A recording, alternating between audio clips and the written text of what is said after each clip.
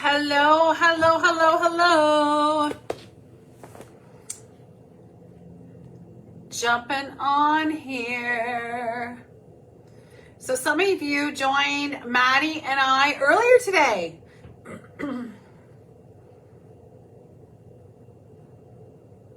Sorry, I'm a little unorganized today. It is so cold in Canada. I cannot believe it. It is so cold.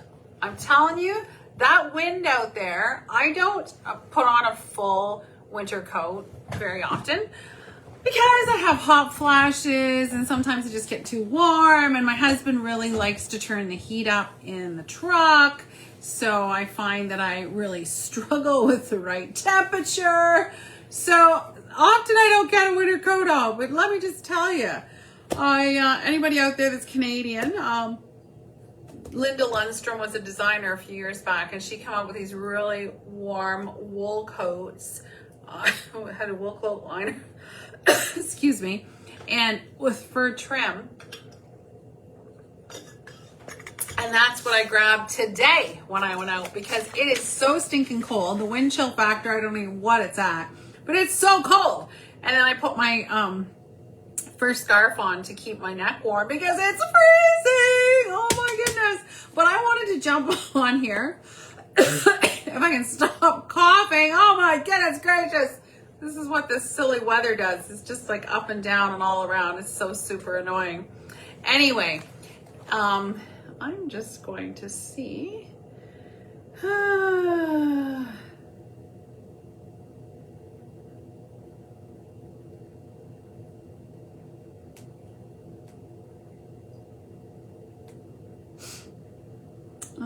Sorry about this, guys.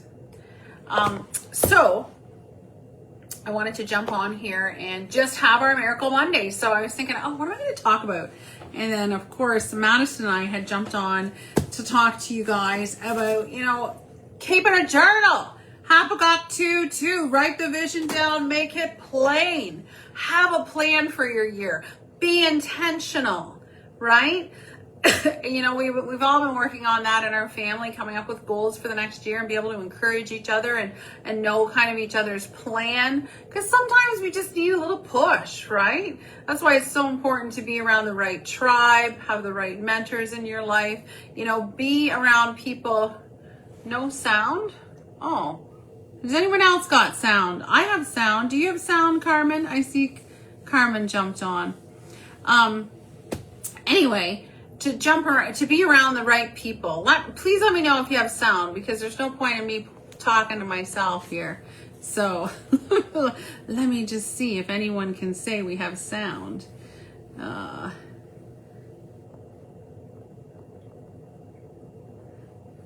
Hello. Anyway, so I'll just keep talking and hope for the best. I'll go on my page through my phone and see if it's working there.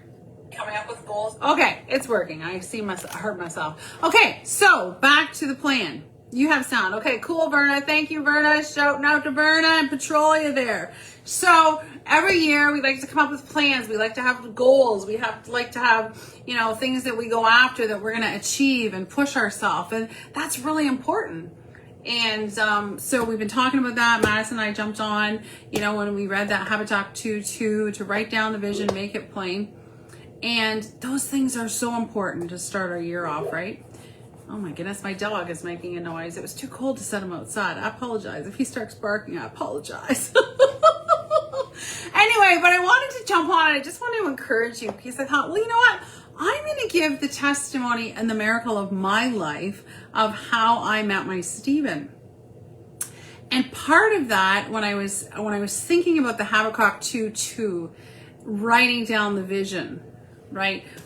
Getting that journal out and writing it down so you can visually look at it. Oh, I miss Paula. Blessings to you. Love you, girl. Sorry, I was wrong. I have sound. Okay, that's all right, Betty. I'll forgive you. So writing it down and then reading that every day. So it made me think back to a story of my life when I was single. And I had gone through a journey. I've been married for over 20 years. And people that are close to me know my story, but I don't go like shouting it from the rooftops, because my goal is not to tear down the person I was married to. I still want them to get things sorted out and, you know, have eternity with Jesus in heaven forever. But through a series of events and bad choices and, you know, things that were biblically not okay, I had to move past out of that relationship. And it was a really hard time for Madison and myself, for sure. You know, being a Christian and being born and raised in the church, it's always a difficult time to go through a divorce. Hey, Sister Lorna. Hey, Matt. Thanks for joining, guys. So during that season, it was tough. It was so tough. And let me tell you, sometimes, you know, if you don't have those people aligned in your life that are going to breathe life into you, they'll really suck life out of you. And sometimes, you know, people don't even realize they're doing it. But, you know, sometimes people in their comfortable Christian life, they don't realize the impact they're having on others. And sometimes they just have that judgy, country club mentality that they don't really even know or think they're doing anything wrong, but they're just so in their own bubble. Yes, Paula, you understand that it's so hard. So I was born and raised in the church. I did not get married to have it end in divorce. Let me just tell you that. And I prayed for a miracle for over 20 years and I just didn't see it. Like, I wanted the miracle more than the other person obviously wanted the miracle, because they weren't willing to give up the things that they were struggling with and doing wrong. So I got to a point through a series of things that happened that I was like, no, this has crossed the line and now it's affecting my daughter and I have to start a new life. And that is hard. That is so hard. But I'm telling you, God is so faithful and God is so good. And He, you know what? He will meet us. We just have to take the smallest step forward. And He always meets us. And He'll pull us up and He'll pull us along. And man, when you think you can't do it, He just keeps pulling you along, pulling you through it. So I went through this season of being a divorced woman and literally thinking that my life, you know, had fallen apart. I didn't ask for any of it. Had a special needs daughter. God had blessed me with life and healed me of cancer. And I thought, God, there must be something more to my life, right? You have to have a purpose for me. And like a voice said to Madison, Jeremiah 29:11, for I know the plans I have for you, Connie, and they're for good. So I'm thinking, okay, let's get to the good plans.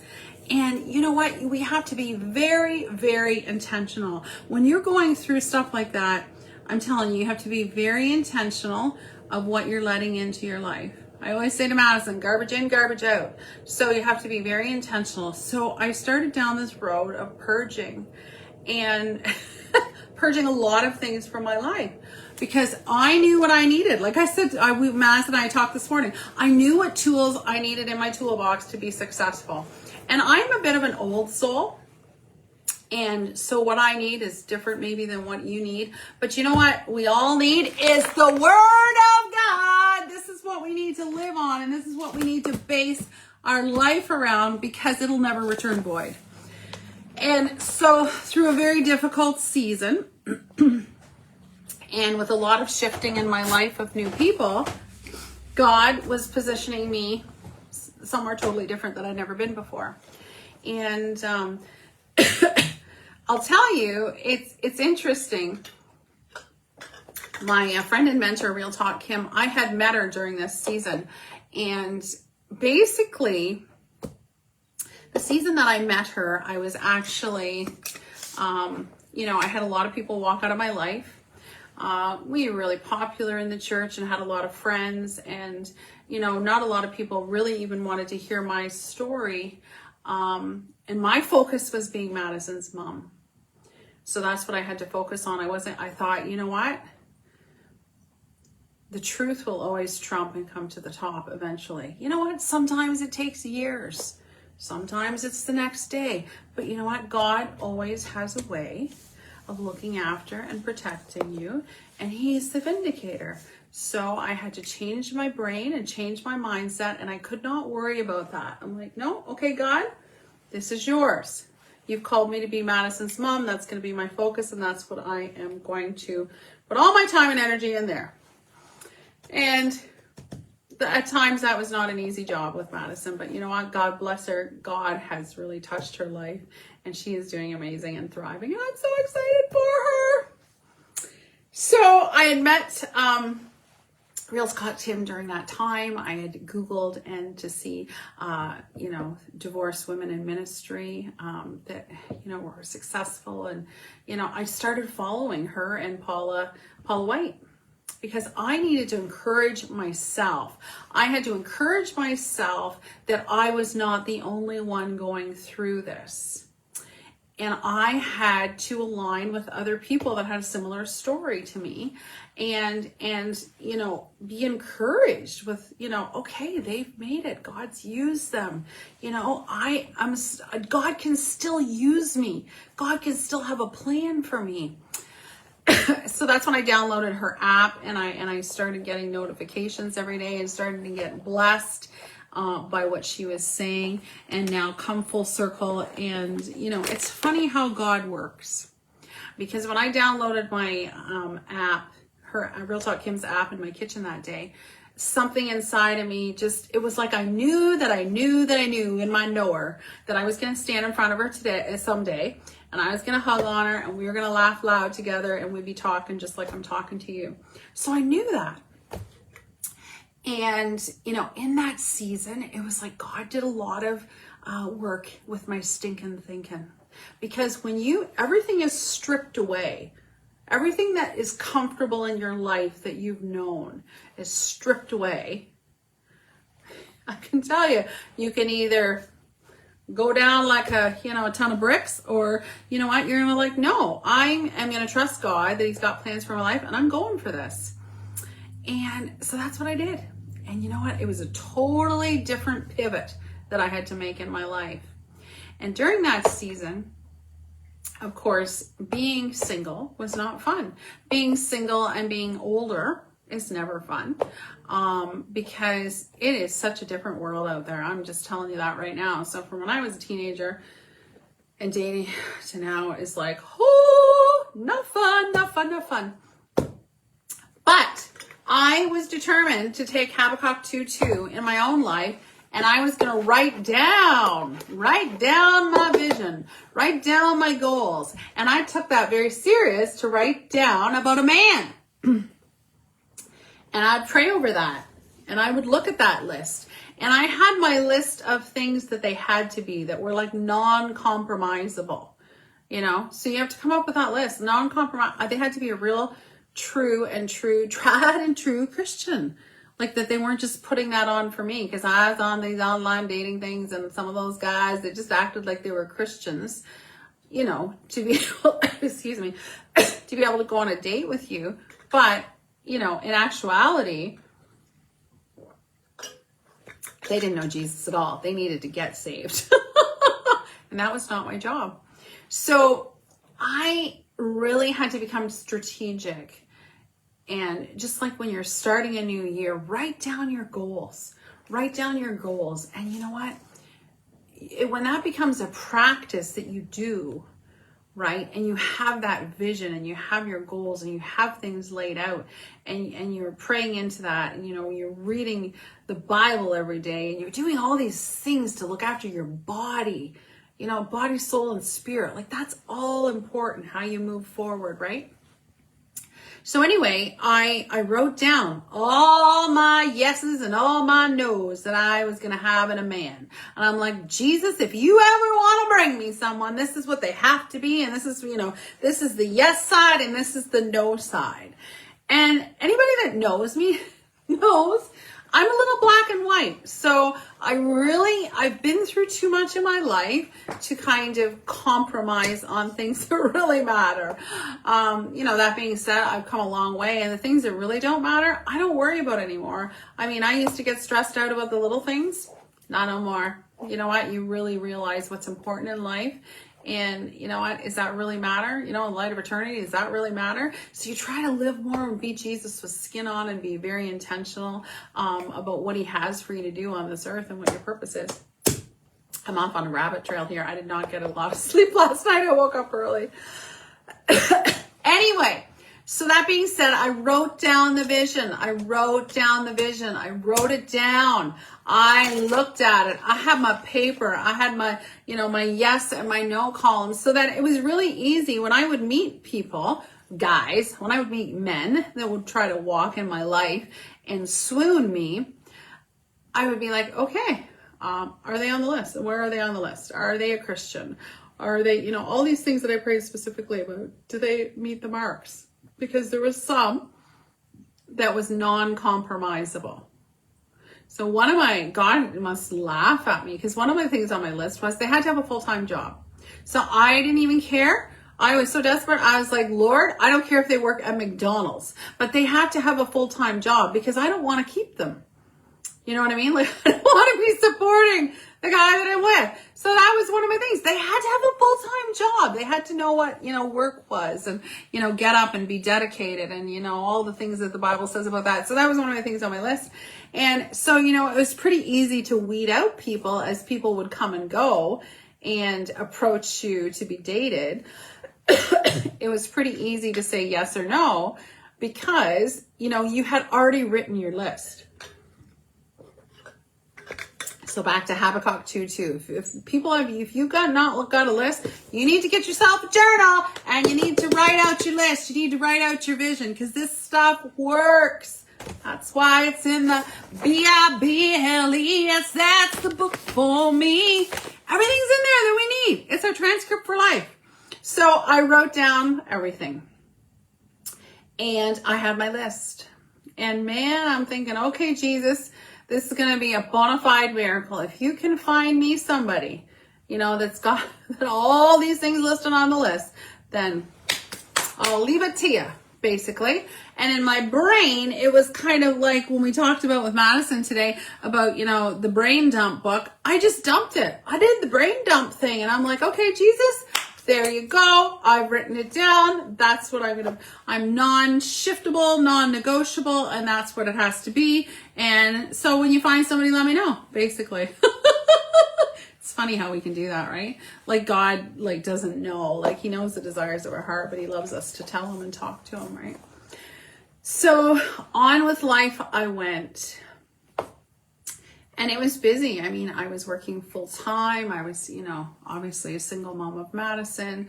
I actually had renovated my basement myself. I had tenants that I had there that become like my kids, that to this day, I'm still friends and in contact with so many of them. I think over the years I had over 40. So that was a real blessing to me. And it also helped me not be so lonely, because I was always there was always connectivity, positive connectivity, with these tenants. And I was kind of like a mom to them. They're all Indian, students from India. So I was like Mama India here, Mama Teresa. So that was just part of my life, and I was busy. And, I had prayed to find somebody, and yet I was so busy. I'm like, well, Lord, I don't even know how you're going to make this happen. So, whatever works, I'm here waiting.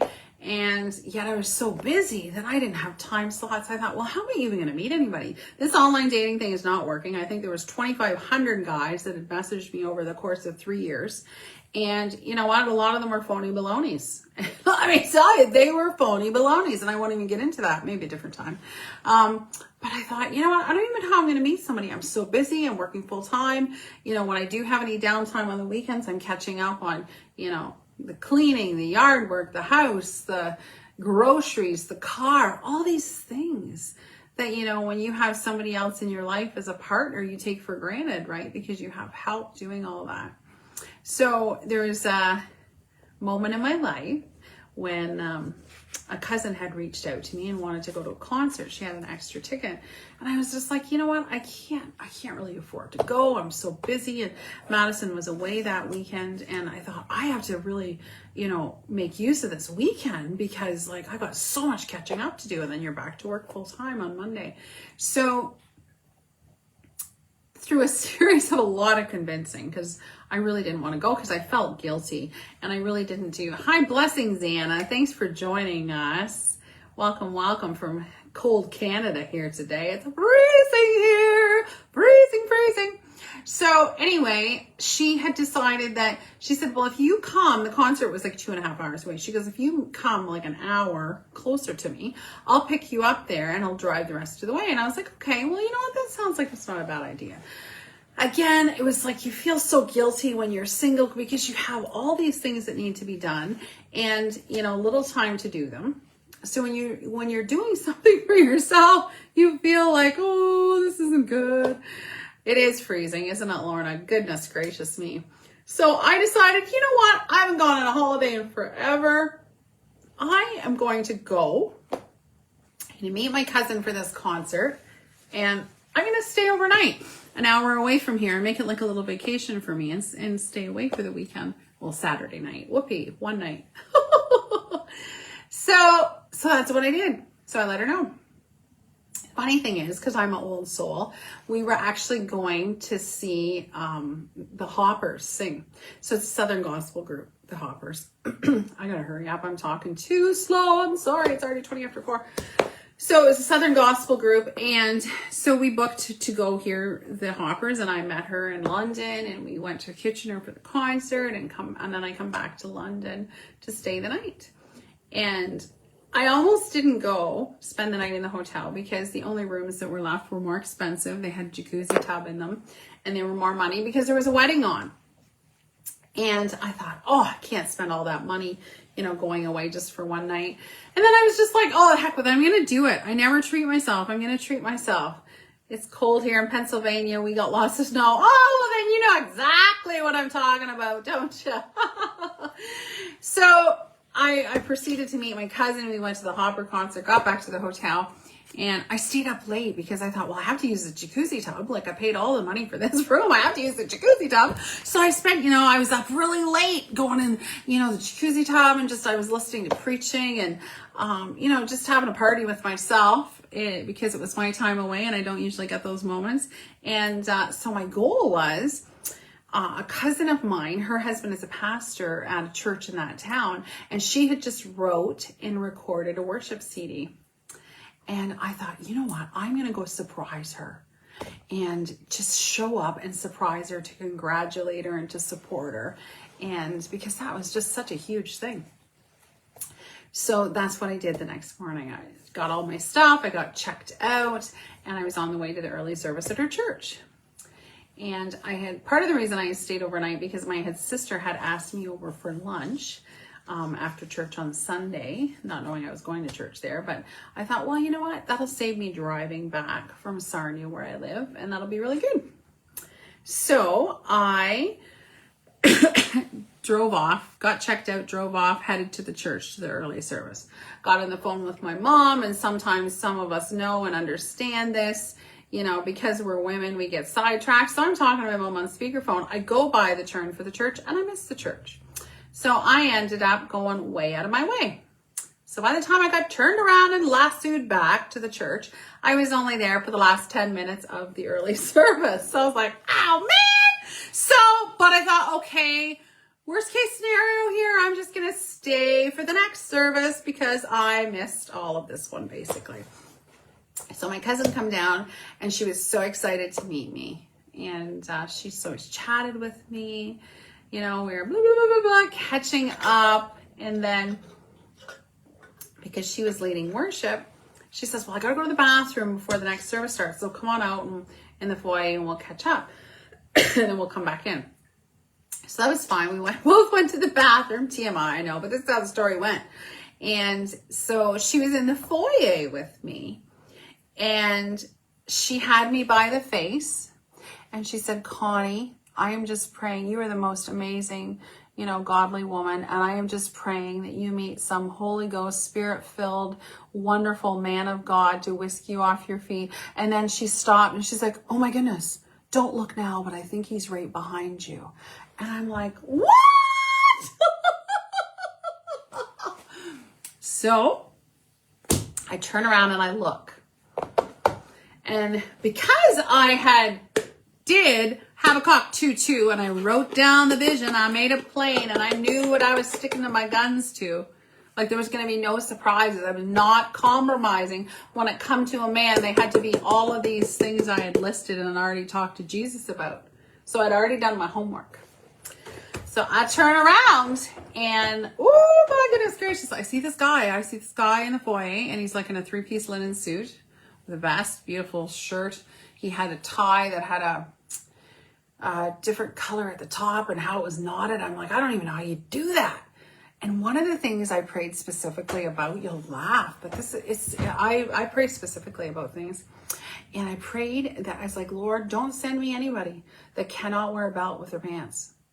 And it's even an extra bonus if their belt matches their shoes. So I looked over and I see that his belt matched his shoes. He had these aviator sunglasses on from coming in from outside. He still had the sunglasses on. But the kicker was, this was the kicker, because I've worn these fascinators for probably the last 15 years and love flowers, love hats, love accessories, love embellishments. I'm like an old soul, blah, blah, blah. I look and he has got a flower on his collar. And I'm like, okay, God, I'm paying attention. I see the flower on his collar. And I'm like, oh, wow. So then right after that, my cousin's like, we have to go in. The service is going to start. I got to get up on stage. I got to do the worship. And I'm just like left paralyzed there thinking, I don't know what to do with this, because I actually feel really nervous and I shouldn't. But when you're this age and you're meeting someone, that's like real hard, right? Like you're not a teenager anymore. Anyway, so the second service happens and she said she was going to introduce me after. And I thought, you know what? That's not why I come. That was not my intention of coming. So I thought, I'm not going to get hung up on that. However God leads this, I'm just rolling with it, because my intention was to bless my cousin coming there, not to meet a man. That was not even on my radar. Excuse me. But sometimes God, he will, surprise us in moments that we least expect things, right? Because in our humanness, sometimes we control things and we want to micromanage things and we try to make things happen. And sometimes he's like, no, you're going to trust me and it's going to go my way. So, it's so funny. So after the service, my cousin was talking to me again, and she was talking quite a while. I thought, you know what, I'm not going to get to meet him. That's fine, because it's not why I came. And at the last second, she says, oh, come and meet Mr. Holy Ghost. I'm like, okay. So she went and introduced us. And honestly, I was so nervous. I think I could have probably forgotten my name at that time. I'm thinking, it was a God wink. That's right. So, and I apologize, I'm long-winded today because I'm overtired, but anyway, I went up to introduce myself and, we shook hands and we got talking, and I was so nervous. Because I'm like, Lord, where did this guy come from out of the blue, right? So we're chatting and my cousin's like, Connie was down for a concert last night, so she stayed here. And he's like, are you from the States or where are you from? I'm like, oh no, I'm just from an hour away. I'm laughing. I'm thinking, he's going to wonder why in the world I'm staying down in a hotel room when I only live an hour away. So then he said, what concert did you go here? And I'm like, oh, good gracious me. He's going to think that I'm some old fuddy-duddy because I'm going to tell him I went to hear a Southern Gospel concert, and he's going to right away be disconnected thinking I'm crazy. And I was like, it's just a group. I went with my cousin. You probably never heard of them. And I left it. I was like, okay, we're not going there. And then he kept picking. He's like, he said, oh no, try me. I probably have heard of them. I really enjoy music. And I'm like, what do? I don't want to tell him I went to hear a Southern Gospel group, right? So I was like, it's kind of like, there's just like a family singing. And I don't know if you've ever heard of the Hoppers. And I'm thinking, I said it out loud. The Hoppers, like Southern Gospel. So he's like, oh yeah, I have heard of them. And I'm thinking, here we go. What's going to happen here? But you know what I found out the older I get? I can't worry about it. I am who God created me to be. And I'm thinking, if this is a God thing, he is going to orchestrate everything to happen, because I couldn't make this stuff up. So he's like, I love the Hoppers. I actually know the Hoppers. I sang in a Southern Gospel quartet for a while. I What? I couldn't believe my eardrums. So then I said, really? And he said, oh yeah, I love Southern gospel music. And I was like, I can't even believe this is happening. So then at that moment in time, my cousin, she's like, well, Connie plays the piano beautifully. Let me take her up to the stage and she can play you a song on the grand piano. And I'm like, oh my goodness gracious. So she takes my hand, takes me to the stage, plops me down on the piano and says, go ahead, Connie, play something on the piano. And I was like, I think for once in my life, I'm thinking, I'm so nervous. I don't even know if I'm going to remember how to play the piano. So, of course, he's standing there watching, and I'm thinking, oh, my goodness, I'd rather be under the carpet right now. It was just so awkward. And you know, it's so awkward dating at this age, you know, when you're older in life. So, anyway, I played a song on the piano. That was that. We kind of said our goodbyes. And I was kind of like to the point now, I don't know what to do with this. Like, this is really awkward, and I wasn't planning on this happening. So, I'm really, you know, this is kind of new territory for me. So, off I went to my sister's for lunch, and my cousin said to me when I was going out the door, hey, if you're back in town, you know, we have church just after 6 or something. I can't remember the time now. I think it was 6:30. And if you're around town, just come to the night service. We'd love to have you. And I was like, okay, bye. So that was that. After I left, I found out that he had gone out for lunch with my cousin because they had asked him out for lunch, and they would do that periodically. And excuse me. So the funny thing was, he went out for lunch. He thought I was going to be there, but I was not there. So he said, oh, I thought for sure your cousin was from the States talking about me. And my cousin's like, oh, why would you think of that? Well, apparently it was because I wore these fascinators on my head. And he said, well, she looks like a Southern belle gone wild. I thought that was so funny.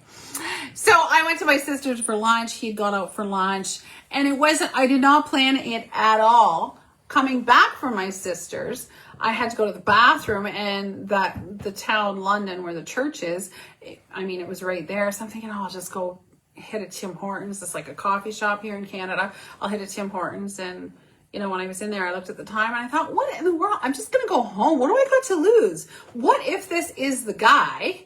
And, you know, I missed out on the opportunity because I thought, well, if it's him, I'll go. And if it's meant to be, God's going to line it up. If it's not, then I'm just going to see my cousin and I'll go home. So long story short, because I'm getting long-winded here. Excuse me. Sorry for this cough. But I went by the church, stayed for the service, talked to my cousin after the service for quite a while. And actually, Stephen was busy talking to other people.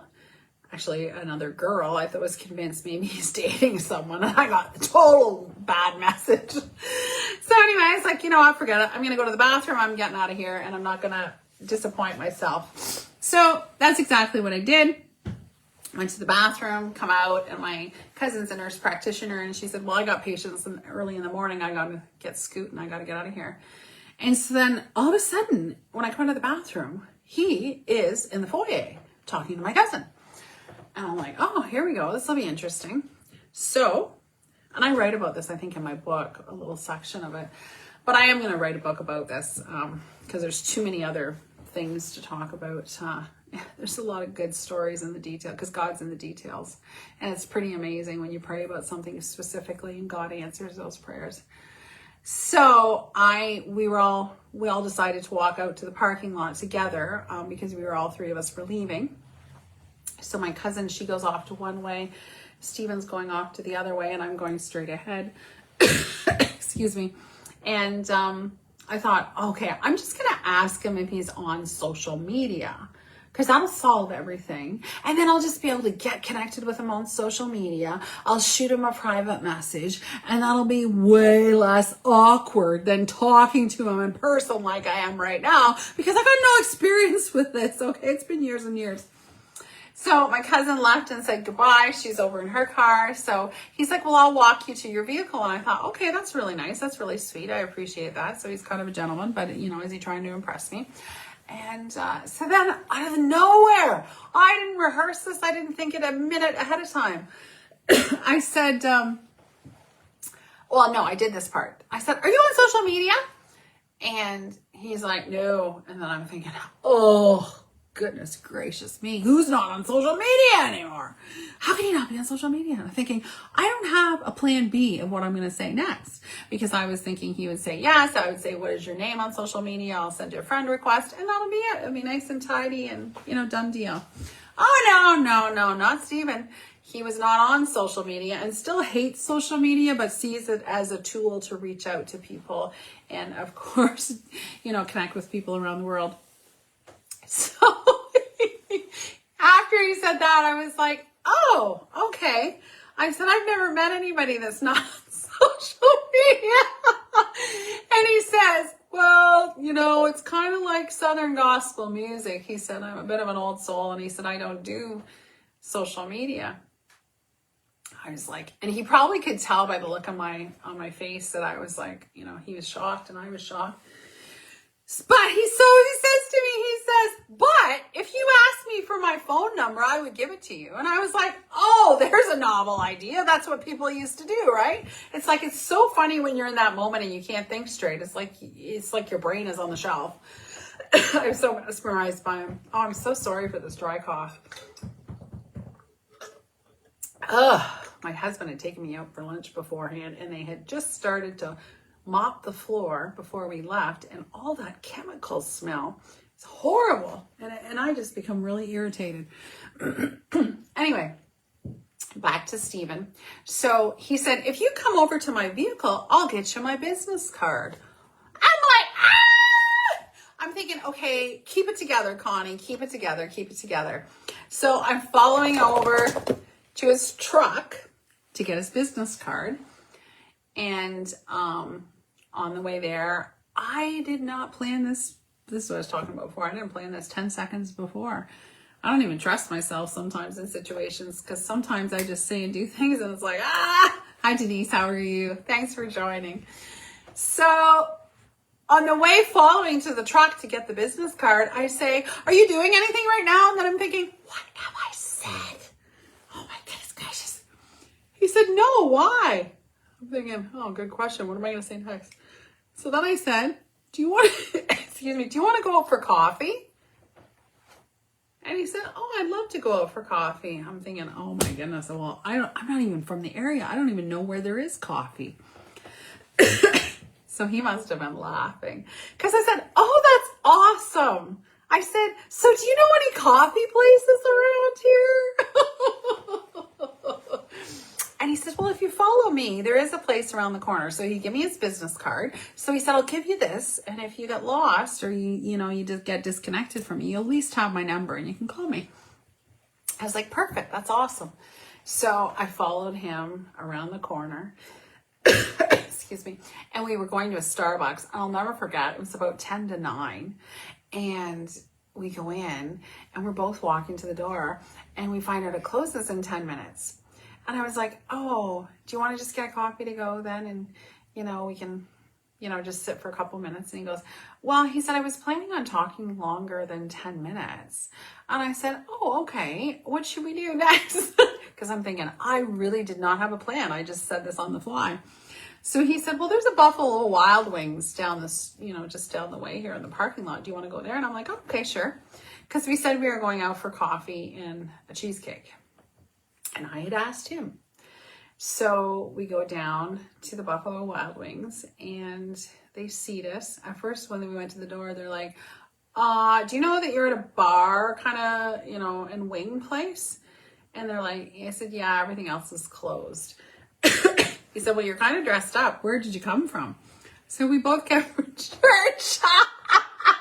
He said, are you sure you want to come here? I said, yeah, we're just coming for a coffee and a cheesecake. And he says right out loud, he said, the coffee is terrible here, ma'am. And I'm like, well, let's pray the company is better.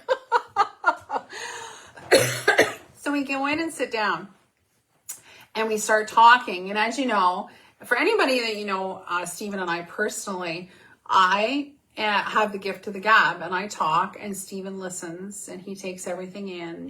He's very methodical in what he says and what he outputs. And I just kind of wear my feelings on my sleeve, and that's just who I am. So we sat down and we talked and we talked and we talked and we talked and we talked till we actually closed the restaurant. in sitting talking to Stephen, it was another God wink actually, because he said, and when the bill come, I insisted that I paid for it because I had asked him, and I'm like, I do not want him to think I'm a cheapskate.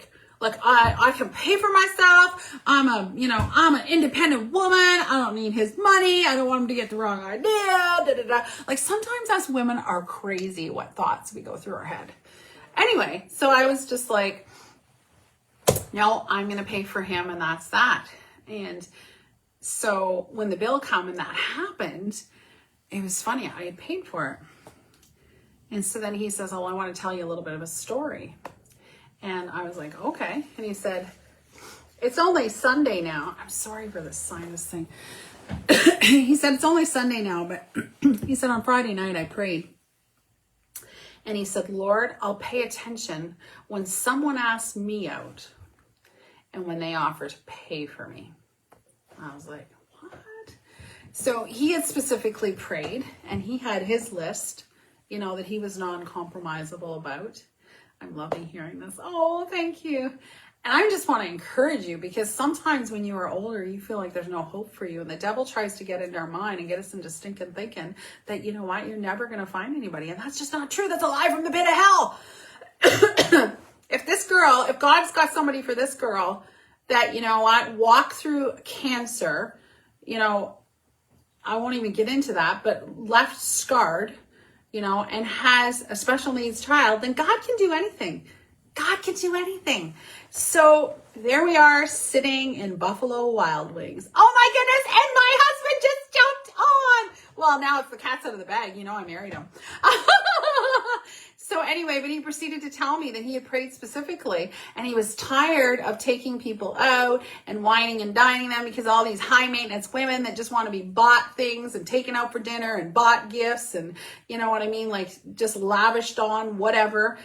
And he's like, God, I want to know somebody's real heart. Like if they ask me out, or if they ask me out and pay for the meal, or if they ask me out and make me a meal. I could have made the meal, but that's not how it went. I just went with the flow, and I'd asked for coffee and a cheesecake because I was like, I don't really eat a lot at night.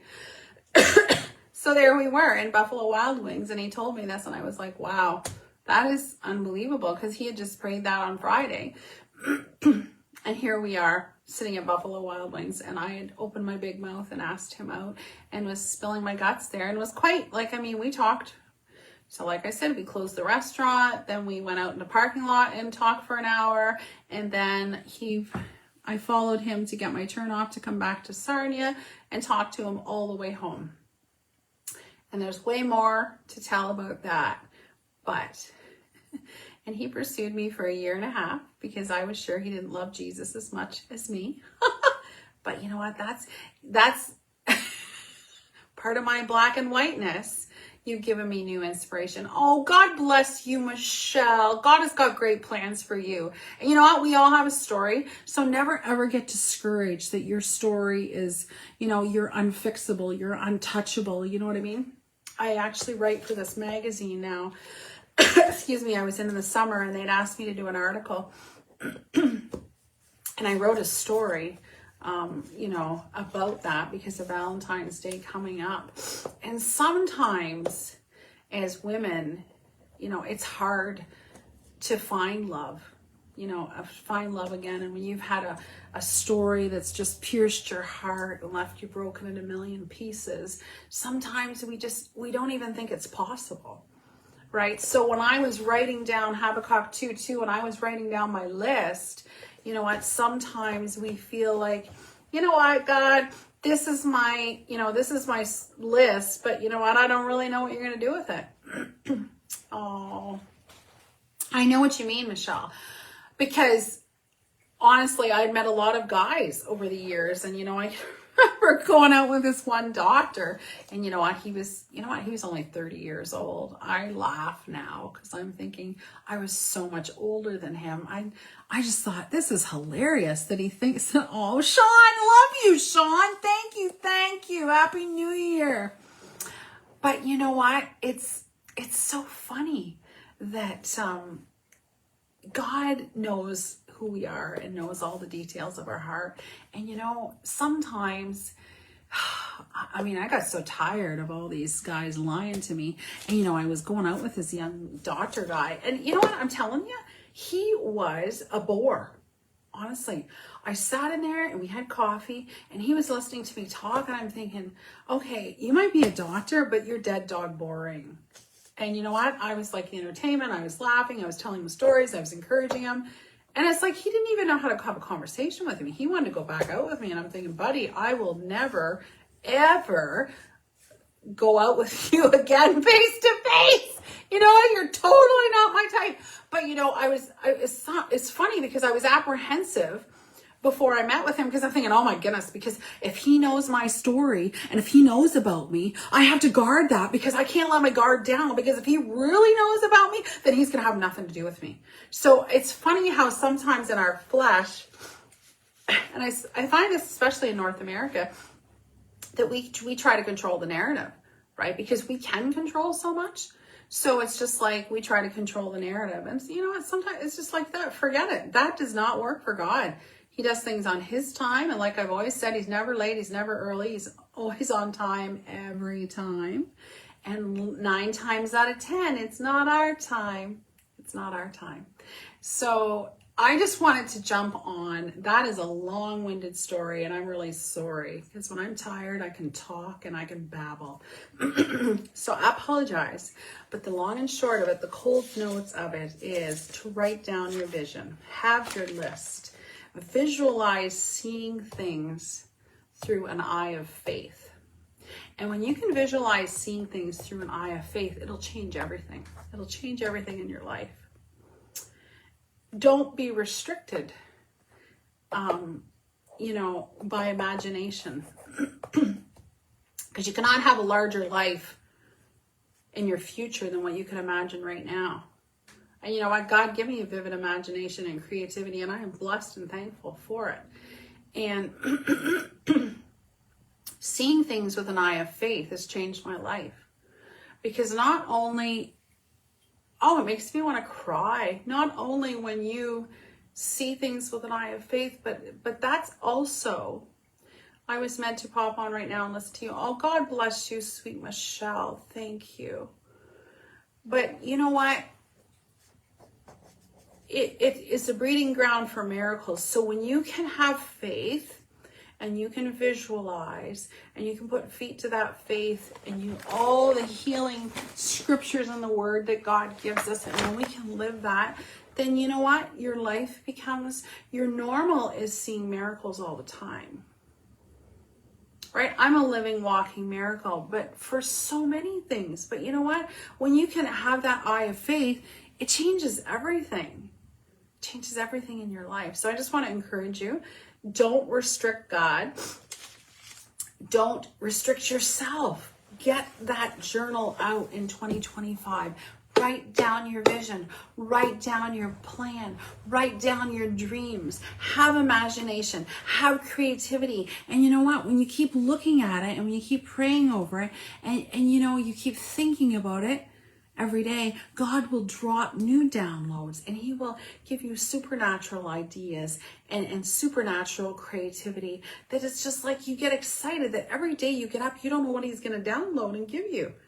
You know what? When I got up that day and met my future husband, I had no idea. Zero idea. Let me just tell you, the Hoppers have got a new found love in my life. If I would have never gone to that Hoppers concert, I would have never met my husband that I'm married to now. And I was ready to, you know, stay at home and do the laundry because it needed to be done, you know. But I took a step out. I did something new, even though I was scared. Even though I felt like, I shouldn't be wasting this money on myself, but I hadn't been on a vacation. I hadn't been doing stuff for myself, you know, but I took that step out and I went to bless my cousin. I went to bless her. And, you know, sometimes I find that when we can get our eyes off of ourselves and onto somebody else and blessing somebody else, that's when God will surprise us and give us our blessing and give us our miracle. My goodness, it takes me back to my book. I think I read about it in my book. If not, I'm sure I did. But I had a friend that was diagnosed with cancer at the same time as me. And I was so pressing in for him to get healed and have a miracle. I am telling you, it ripped my heart out. Ripped my heart out. And I just wanted to put my faith in him. I was diagnosed 3 months after him. I talk about it in my book about going to an evangelist, hearing an evangelist at a service, and I took him forward for prayer. And I stood at the front for, I bet you, an hour and a half with him, praying for his miracle. I got back to my seat and I felt like I had ran a marathon. I was just physically spent just from being at the altar with him and praying for his miracle. Forgetting about myself. That was when I was going for an MRI the very next morning. And the evangelist and a deacon met me on the way out and prayed over me. And the next day is when I got my miracle. So you can't convince me that this doesn't work, because I've lived it too many times. Oh my goodness, I'm getting so emotional. I haven't slept last night. I'm battling still. I have to get off. Oh my goodness, I've been on here almost an hour. But I want to encourage people starting the new year. Don't think that you're too old to reach your dreams. Don't think that. Don't think you're too old for God to download something into you and give you a creative idea or vision and you're too old to make that happen. Don't. 2025, my word for 2025 is supernatural. Supernatural. The other day crying on social media. Another day crying. I know. Who does this, Michelle? Me. I've learned to not give a rat's rear end what people think about me, because you know what? It's too important to me what Jesus thinks about me. So that's why I can get on here and talk and not care anymore, because I have learned a long time ago that, you know what, to get rid of the weight of other people's opinions, and it will change your life.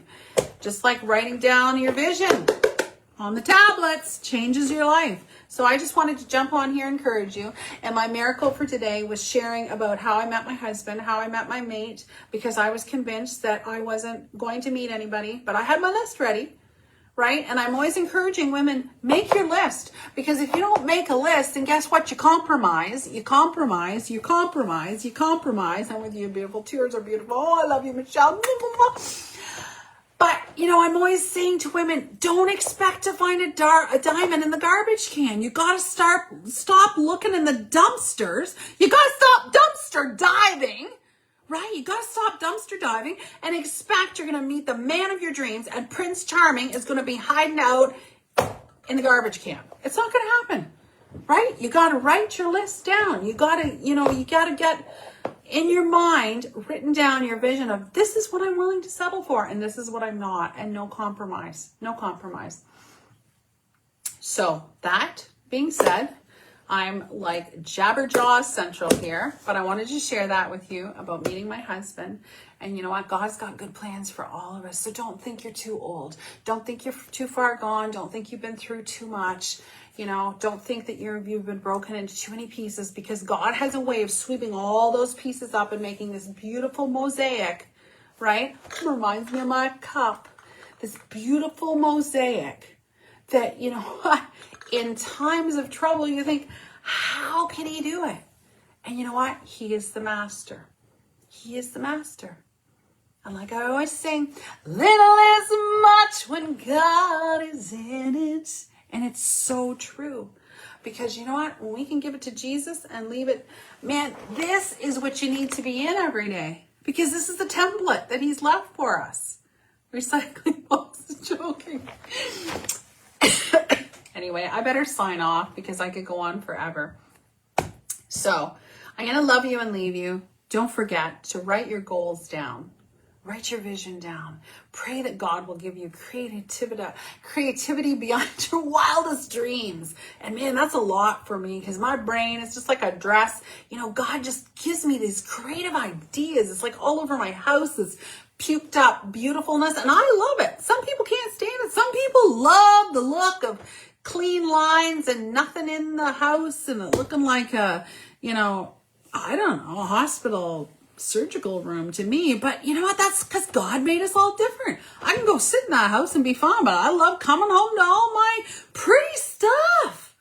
Like my Victorian, pretty, beautiful things that I like, because that's the way God made me. So we have to be okay in our own skin, right? And God's got different plans for all of us. So, learn to see through that eye of faith that he has, that he's got it in all of us. You just got to activate it. So let's do it. Activation station here for 2025. So I'm going to love you and leave you because, oh my goodness, I have to get off because it's been almost an hour. So happy Monday. Love all you guys. See you soon.